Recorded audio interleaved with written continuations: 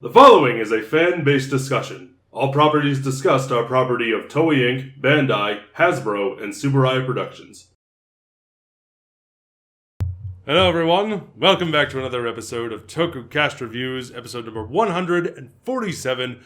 Marks and Jacob here to discuss Ultraman Absolute Conspiracy. Yes, another Ultra Galaxy fight. Where it doesn't end really until we get to Destined Crossroad, but that's okay. I noticed. I haven't watched Destined Crossroads yet, but I've noticed this one didn't end. Unlike the last one, which did end. Uh-huh. Destined Crossroad sort of ends. You could thank Trigger for that. I just hope it's better than this. I was not a fan of this one. Really? Nope, not at all. Why is that? Hold on, we gotta start where we usually do with the opening. I mean, it's narration from Zero. No, there's an actual opening song. Because I didn't listen to that. I watched the full hour, 40-minute version on YouTube, and there was no opening. It was just zero narrating. I like the opening more than the Destined Crossroad one. I'll say that. Okay, good to know. I thought it was an okay opening song. But, So this is a story told non-linearly. At least kind of. Yeah. Because it starts off with Reboot is like fighting with one of the Ultras. Max. With Max, right? And there's a big monster, captures Max. Reboot has to go off and do training to get... Was powered and great. And I believe Ken Kosugi, who voiced Powered? He voiced one of the two, I'm pretty sure was Powered. And also played Ninja Black. Yep. And he was just in this most recent Sasuke. So. Oh. Cool. Third round. Didn't make it to the fourth one. Anyway. So yeah, and then he trains, he gets stronger, goes back, fights the monster, they win.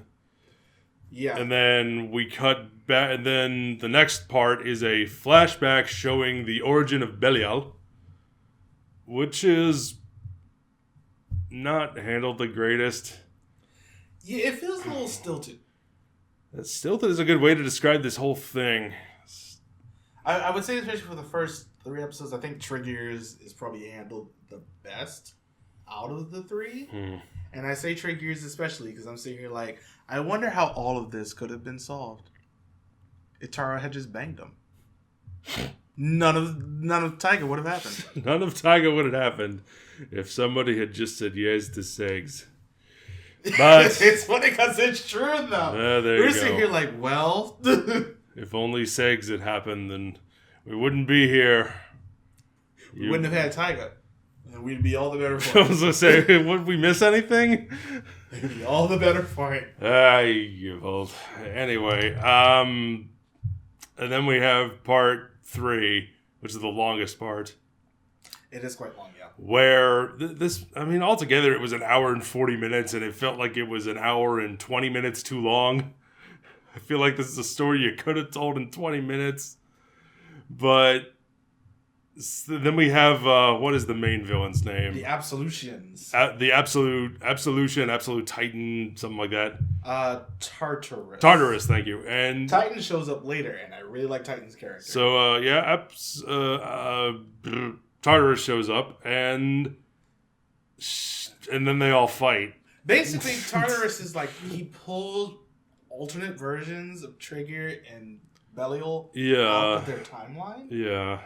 And, like, it didn't affect the present, I guess, because you know how wibbly-wobbly, timey-wimey. Time travel the rules of time travel can be whatever you want them to be. Pretty much in this case. So, like, it's a sci-fi concept. You can make it however you want. When he takes them out of their timelines, it basically just changes nothing. Mm-hmm. Because alternate timelines means alternate things end up getting to happen.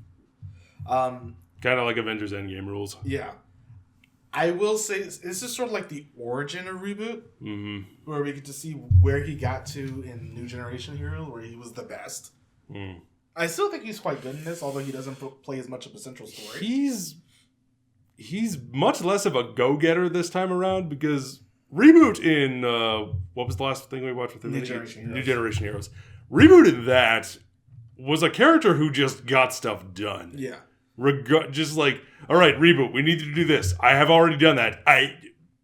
Okay, good. Okay, all right. Good. Carry on then, soldier. And just promotion. just he got stuff done. Yeah. And in this one, he's more prone to failure in terms of what the script is setting up for him. I think it's because of the fact that they sort of set up that the Absolutians are really powerful at the beginning. Yeah. And because of the whole time travel thing, they're sort of working, 10 steps ahead in some cases. And they can't always, like, Reboot and Andromeda's, who I've never really seen before. Yeah. Apparently that was another show during the 80s when Ultraman was not airing. But yeah, because we have a group, I forget who it is that's leading this one, but they're trying to form a new group of people to defend the universe because, all the other groups of ultras that have formed together to form the universe up to this point were a bunch of namby-pants poseurs and they didn't count. Yeah, the brothers don't really do much during this one. I mean, they do kill somebody at like the very beginning when one of them is like, I'm going to go superpower, and they're like, all right, we'll give you our power, and they spirit bomb a dude. I believe it was Taro. Yeah, the spirit bomb a dude, and they It's kill something him. that apparently happened in the original Showa series, which we have watched. That tracks. So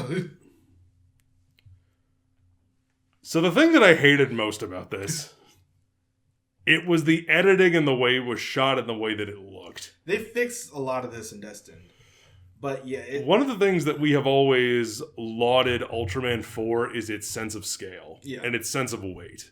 I mean, you look at the Ultraman thinking about the Ultraman Decker episodes that we watched for the first, for our first impressions, and the sense of scale and the ground POV shots and how Ultraman feels big. How we just saw Shin Ultraman in theaters and we saw him ultra spin a monster, and we saw that whole scene of the dam and how when he goes up against Zeton at the end, you get a sense of scale for how big Zeton is compared to him, and we know how big he is. And then in this one, it feels like you're watching Ultraman fighting game footage of an Ultraman game that has been sped up. Yeah.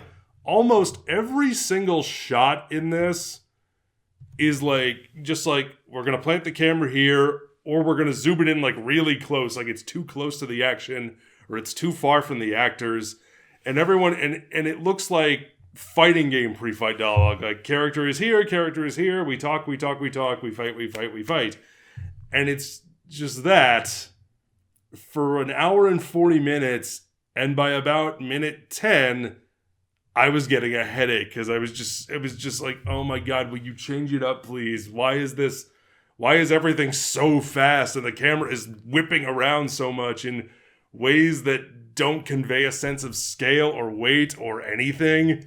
Like, I understand. Like, it feels like we're watching action figures get smashed together and fast forward. I honestly think this is basically, like, if New Generation of Heroes was episode 1, this definitely feels like middle. Because, one, like you said, it doesn't really end here. It really does end a lot more in episode 3. But it's like, it sets up what the villains really want to do here. Because the Absolutians want to get the spark from the Land of Light, that big beam on the Land of Light. The source of their power. Because the Absolutians basically have a version of that as well, but it's dying. So they can't stay on their planet anymore. They want to take over that one. I will say, I like Tartarus's design. It's very cool. It's a pretty cool, like, I'm a villain in a Platinum Games type of look.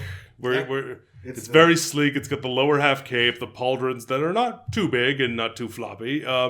His face looks appropriately menacing. The way his helmet shape comes down and contours his face looks very menacing. It looks Ultra-esque, which makes sense because it seems like they had maybe a common ancestor or something, a convergent species, as Pokemon would say.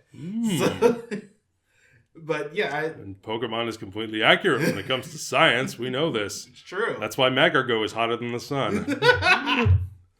But yeah, this doesn't feel fully fleshed out. Yes, it will always be fun seeing other Ultras come back. Seeing Cosmos and Justice come back and form Legend. Ultra 721, I just found out was a separate character. I mean, it's like they come back, but they don't do anything. Aside from, they fight stuff, and occasionally they say something about heroicness. And it just feels like a complete waste. Like, my boy Mebius shows up in this, and it was like, oh, cool, it's Mebius. He doesn't do anything. Mebius doesn't get a damn thing to do until Destin, and that's sad to me. Mebius gets some awesome-ass parts and Destin. And Nexus comes back. And Nexus is a problem. I'm not talking about in the bad way. I'm talking about like for everybody else. A problem Nexus, for the villains. Yeah, no. Oh, for everyone. Okay. Nexus is a problem. It was like, oh, I see you've come in my presence. No. Phrasing. Nope, I said that correctly. Okay. Okay. Yeah. Mm-hmm. So what else? I feel I've said everything I need to. I don't think that this is awful. It's just the fact that this comes between... What is it good? It's basically the Go Onger. Actually, Go Onger's awful.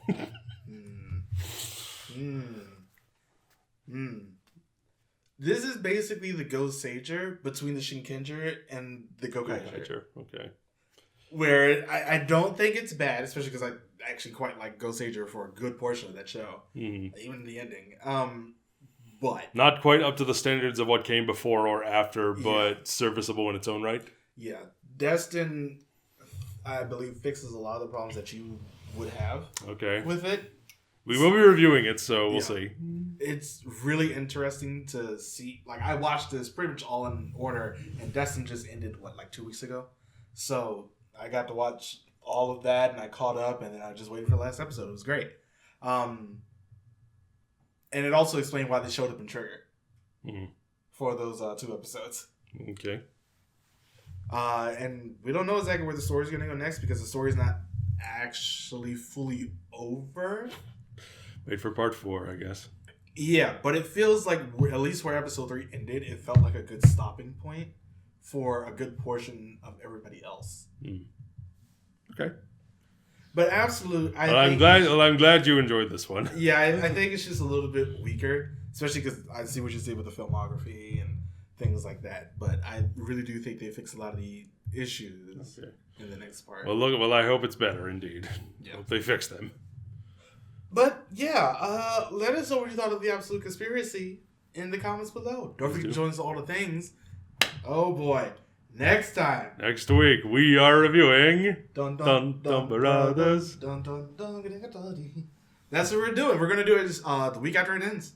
March 5th. Which will be the first episode of King Ocean. And it will. So, yeah. And then we will have our first impressions for that after the first 3 episodes. Yep. So, don't forget to join us on all the things, and we'll see you next time. Bye, everybody. Thank you for watching.